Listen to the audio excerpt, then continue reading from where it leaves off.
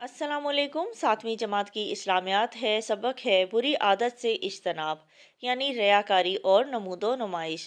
रियाकारी के मायने हैं किसी नेकी या इबादत को अल्लाह ताला की रज़ा के बजाय लोगों को मुतासिर करने के लिए बजा लाना, यानी ऐसा अमल जो लोगों को मुतासिर करने के लिए किया जाए रियाकारी कहलाता है।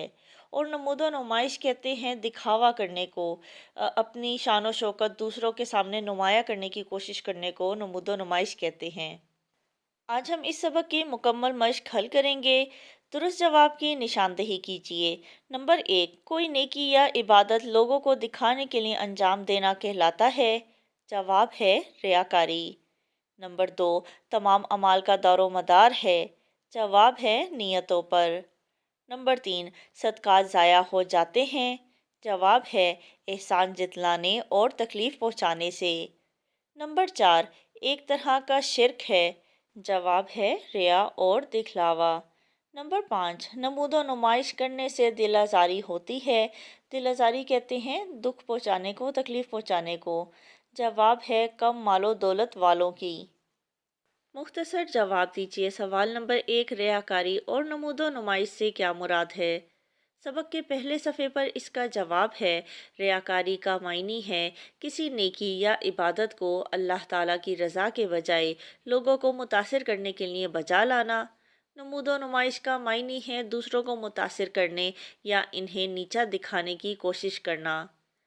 सवाल नंबर 2, नमूदो नुमाइश और रियाकारी के बारे में एक आयत का तर्जमा लिखें।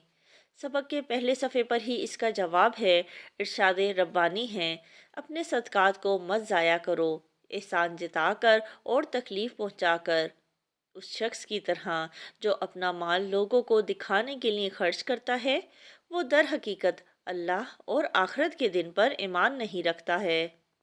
सवाल नंबर 3, नमूदो नुमाइश और रियाकारी के बारे में एक हदीस मुबारका का तर्जमा लिखें।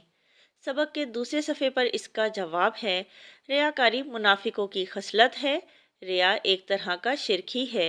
जैसे कि नबी करीम खातमुन नबीयीन सल्लल्लाहु अलैहि वसल्लम का इरशाद है, थोड़ा सा रिया भी शिरक है, यानी थोड़ा सा दिखावा कर देना भी शिरक है। सवाल नंबर 4, सादा खुराक इस्तेमाल करने का क्या फ़ायदा है? जवाब है सादा खुराक खाने से इंसान में कनात पैदा होती है। सवाल नंबर 5, रिहाइश में नमूदो नुमाइश से कैसे बचा जा सकता है? इसमें हम एक लाइन ऐड करेंगे, मकानात को सादा बनाकर रिहाइश में नमूदो नुमाइश से बचा जा सकता है। फिर किताब में से लिखेंगे रिहाइश में नमूदो नुमाइश और तकल्लुफ़ से बचना ज़रूरी है।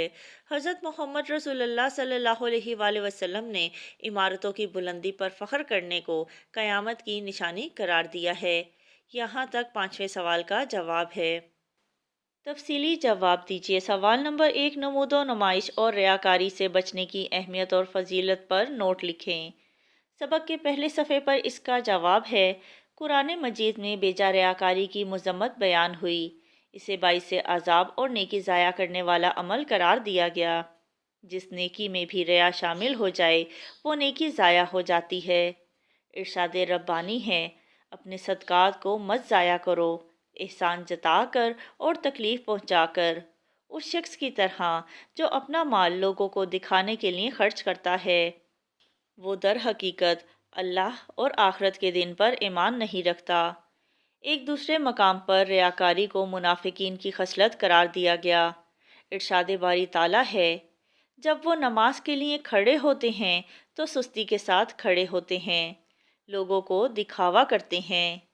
इसी तरह कुरान मजीद में एक और जगह रियाकारी और नमूदो नुमाइश को काफिरों का शेवा करार देते हुए अहले ईमान को उससे रोका गया।